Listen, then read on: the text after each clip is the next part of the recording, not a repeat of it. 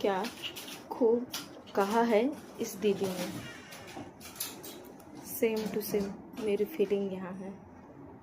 जब भी किसी पति का अफेयर पकड़ा जाता है और उसकी पत्नी उससे कहती है कि तुम ये क्या कर रहे हो, तुम ये मत करो, ये गलत है, तो उसका पति उससे यही कहता है कि मैं क्या नहीं करता, घर का खर्चा उठाता हूँ, सामान लाता हूँ, बच्चों की फीस भरता हूँ और तुम्हें जो तुम कहती हो वो ला के देता हूँ। पति पत्नी के रिश्ते में अगर जरा सा भी प्यार और सम्मान है तो ना तो पति के पास टाइम होता है किसी दूसरी औरत के पास जाने के लिए और दूसरी औरत को रिझाने के लिए, दूसरी औरत की फोटो, कॉल और वीडियो और उल्टी सीधी फोटो फोन में छिपाने के लिए। दूसरी औरतों के पास वही मर्द जाएगा जो अपनी पत्नी को पैर की जूती समझेगा।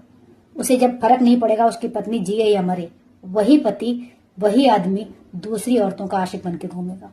जो अपनी पत्नी का ख्याल रखता है ना, उसके पास इतना वक्त नहीं होता है वो दूसरी औरतों की समस्याएं सुने और उनका समाधान निकाले और उनकी जरूरतें पूरी करे। तो जो मर्द ये कहते हैं ना कि मैं अपने घर में सब कुछ देता हूँ, तुम कुछ नहीं देते हो, तुम बस अपनी पत्नी को दुख, तकलीफ और बेइज्जती देते हो। जो पैसे तुम फेंक रहे हो, तुम भी अच्छे से जान रहे हो कि वो पैसे तुम इसलिए फेंक रहे हो क्योंकि तुम्हारे बच्चे हैं वहां पे। तुम्हारे बच्चे ना हो तो तुम ऐसी वेश्याओं के पास ही रह जाओ और दोबारा झांक कर भी नहीं देखो तुम्हारी पत्नी का क्या हुआ। और ऐसी औरतों को शर्म आनी चाहिए जो दूसरे मर्दों के साथ मुंह मारती हैं। उन्हें ये समझ में नहीं आता है कि अगर ये अच्छा मर्द है तो ये अपनी पत्नी के पास क्यों नहीं है।